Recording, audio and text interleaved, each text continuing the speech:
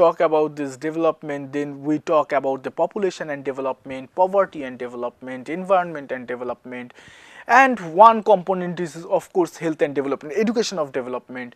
I also say, yeah, environment, natural resources and environment is development, and one component which is very very important out of these 6-7 like very core areas of development, one is like which is valued probably one of the most is health and development.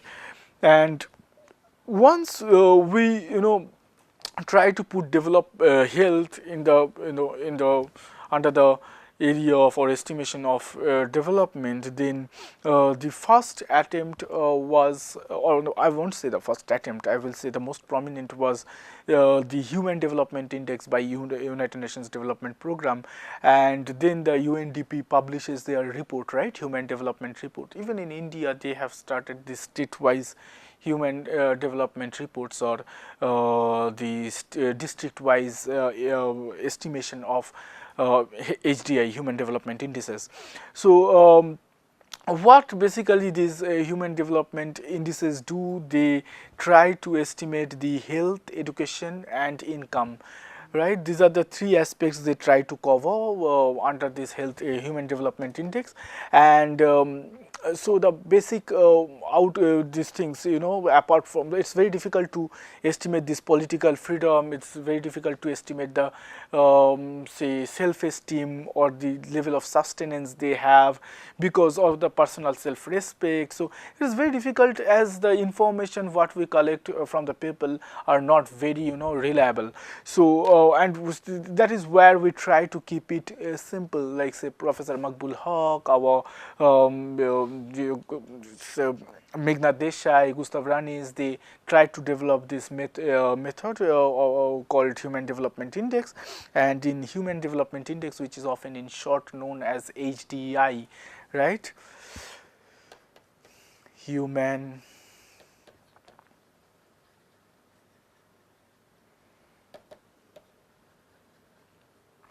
Development Index, HDI, it has three components. One is life expectancy,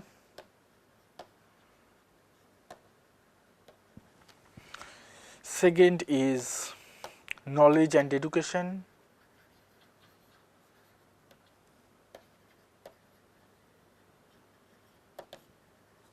and then the third is standard of living.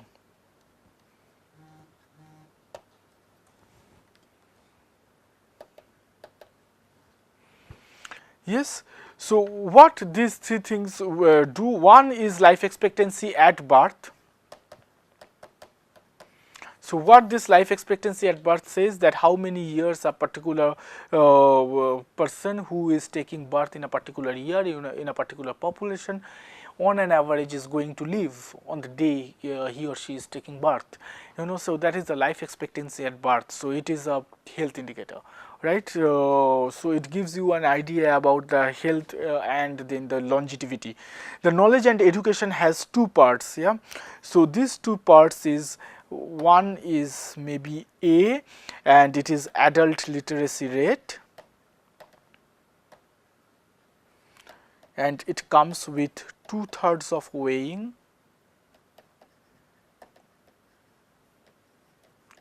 weight, and B is gross enrollment ratio, not ration, ratio, and it includes all primary, secondary and tertiary education, I mean higher education, and it gets 1/3 weight. So these are the two components. One is the gross enrollment ratio, which is at the primary level, what is the enrollment ratio, secondary level and tertiary level, and which is getting a weight of 1/3 plus 2/3 weight attached with the adult literacy rate. Any population, any people's just literacy who are adult more than 15 years and all. So the standard of living gives you a natural logarithm of It's estimated in terms of a natural logarithm of gross domestic product per capita at US dollar, yeah, at purchasing power parity in US dollar, right. That is how it is estimated, and in terms of, or that is how it is at least identified. In terms of the estimation, if you know, if you have little bit of idea about interpolation or extrapolation, we try to understand, we try to follow the kind of same formula, and the index is a ratio of actual value minus minimum value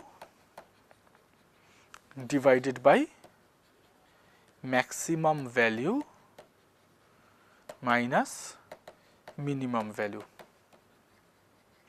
right. Now, what is this minimum value and maximum value? How do they come and what are these? So, after looking at several countries over the years, they have found they have boiled down to this minimum and maximum values. Say for point number 1, life expectancy at birth, the maximum value is the minimum value is 25 years and maximum is 85 years.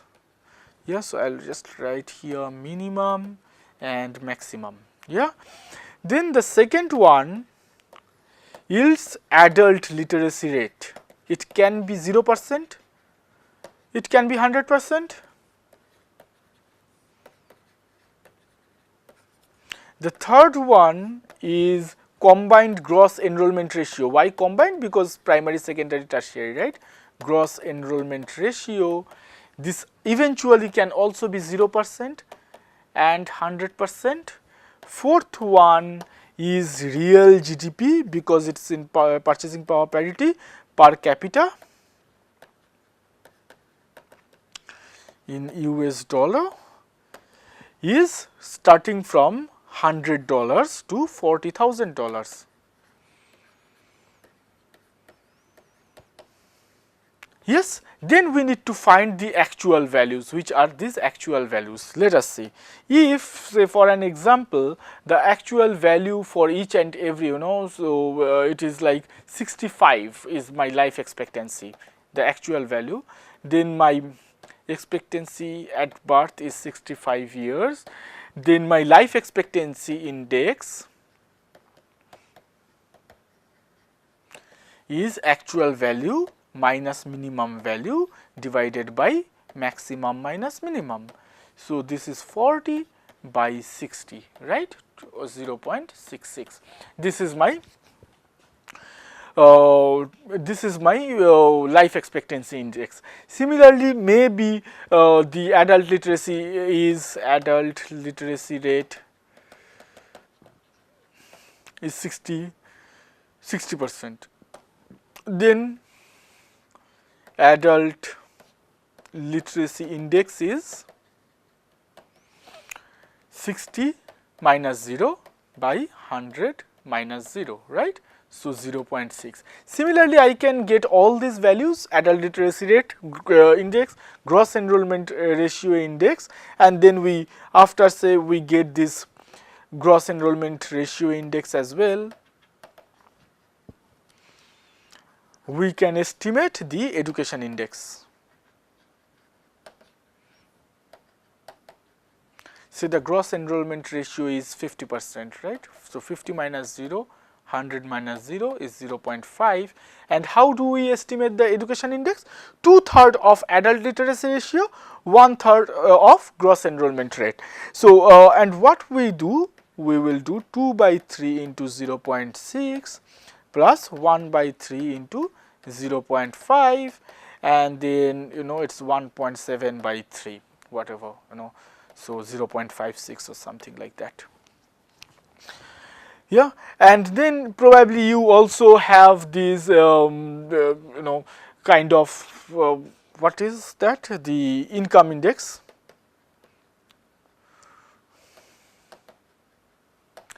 And if you have got this in the income index, probably say 0.7, then now your HDI for the country is 0.66 plus 0.56 plus 0.7 divided by 3, and whatever it comes, right. So that is how we estimate the human development index, but there are few limitations. The limitations are,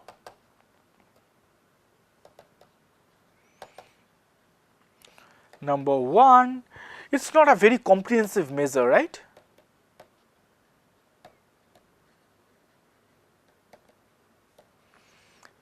It doesn't include many aspects of development, only 3 or 4 aspects it is taking. The second is not very applicable in short run, because in short run or during to do a short run comparison, we don't really see a lot of changes in either in the education index or in the say life expectancy. We don't see a lot of change. We don't see a lot of change in terms of income, so they are not very applicable in short run. Often not applicable for the within country variation, or does not estimate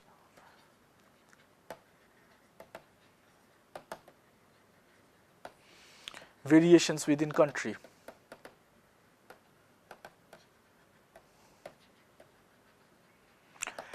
Yeah, and it can differ, you know, from across different social groups or economic groups. So it is, you know, in a country like say India, which is very heterogeneous, so it is it is very difficult to have a single indicator which represents the entire population. You know, the socioeconomic classifications are really broad and, you know, deep. So it's not the best way to use a single HDI, and that is where the government has taken this initiative, you know, district wise estimation of HDI. What we see in terms of human poverty index is the next, so it moves beyond HDI, the human poverty index. There are 2 human poverty indices known as HPI. There is multidimensional poverty index, you know, MDPI and all. So we will just keep it, you know, limited. So we have HPI 1 and HPI 2. So HPI 1 basically tries to measure deprivation.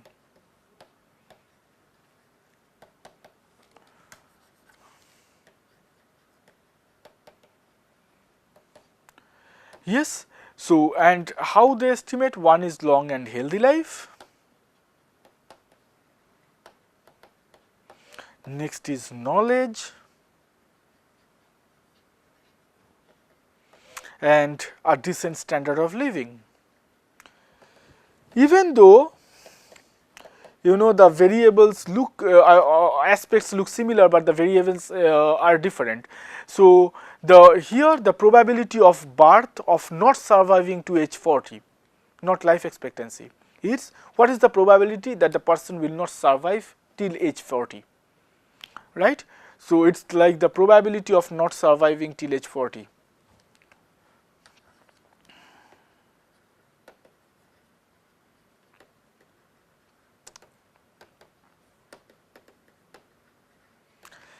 This one in knowledge, it is like adult literacy rate, whereas for standard of living it takes 2 very unique, you know, things. One is improved water sources, so it moves towards the infrastructure, the entitlements, and next one is, you know, percentage of children underweight. So they have further moved away, and then both of these are you know, closely connected to health. This is the health indicator straight away. Adult literacy rate has a high, association with the health outcome of a particular country or a particular society. So if you see the recent standard of living, the previous one in our HDI, we have seen the standard of living is being estimated by the income, the GDP per capita. But how we are estimating here? We are estimating, so when we are moving towards more improved development indicators, we are moving beyond the growth variables, right? So, and then comes HPI2. HPI2 says that Human Poverty Index 2 talks about social exclusion. The previous one was deprivation, this is social exclusion. So, in the social exclusion, again the first thing they have taken is probability of not surviving more than 60.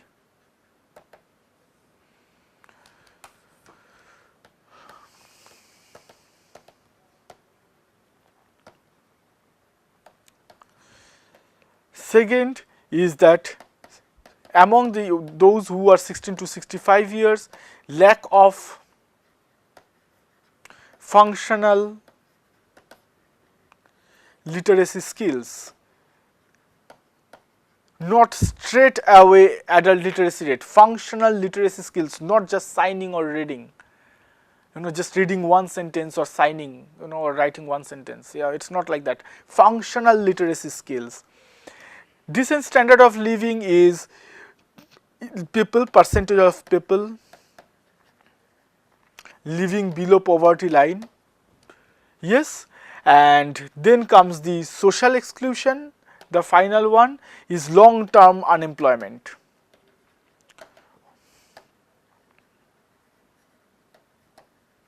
Often more than 12 years, more than 12 months.